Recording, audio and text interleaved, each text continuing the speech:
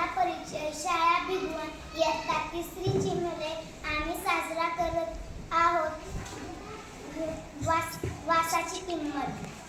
कुंदापूर जवळच्या उमऱ्याच्या वाडीत शिवानी राहायची. 8-9 वर्षाची शिवानी होती. भारी चतुर. शाळा, घर, शेत व बाजार येथील मुले माणसे सगळे सुजाण खुश असायचे.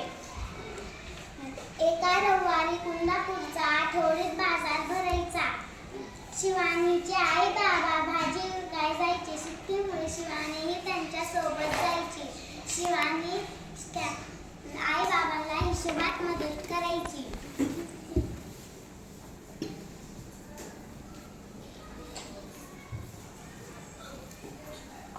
आणि मधून बाजारात चक्कर मारायची. भजी किंवा भेळ खाणे तिचा आवडता उद्योग. एका रविवारी शिवानी फिरत फिरत मिठाईवाल्याकडे आली. मिठाई पाहत शिवानी उभी राहिली. मिठाईवाला तिच्याकडे पाहत होता. मिठाईवाला गल्ल्यावरून उठून शिवानीकडे आला. ए मुली, चल पैसे काढ. कसले पैसे? कुठले पैसे? मगापासून माझ्या मिठाईचा वास घेत उभे आहेस, त्याचे पैसे. असे पण मिठाईचा वास तर येणारच ना. असे म्हणून हलवाई ओरडू लागला. पैसे दिलेच पाहिजे. असे म्हणून हलवाई ओरडू लागला. हळूहळू बघ्यांची गर्दी जमली.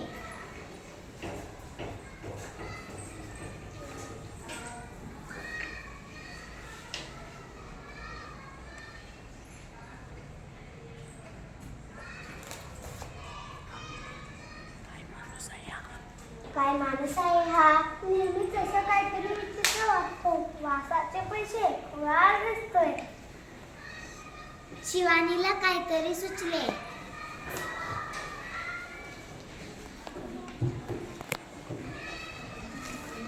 थांबा, मी पैसे घेऊन आले.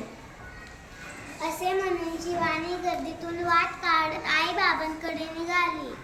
आई, भाजी विकून आलेल्या चिल्लर पैशांची थैली दे ग मला. का ग, काय झालं? कशाला पैसे पाहिजे? अगं आई, ती एक गंमत आहे, तू पण चल. चिल्लर पैशांची थैली घेऊन गर्दीतून वाट काढत शिवानी हलवाई पाशी आल्या.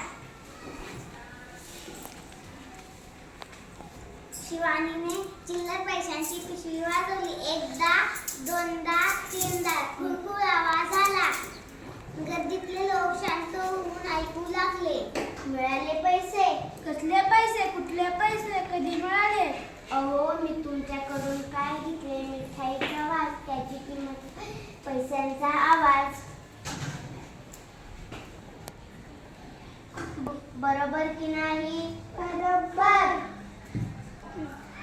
आता हलवाईचा चेहरा पाण्यासारखा झाला होता. शिवानी मात्र ऐतीत आई सोबत चिल्लर पैशांची थैली घेऊन आई सोबत निघाली. धन्यवाद.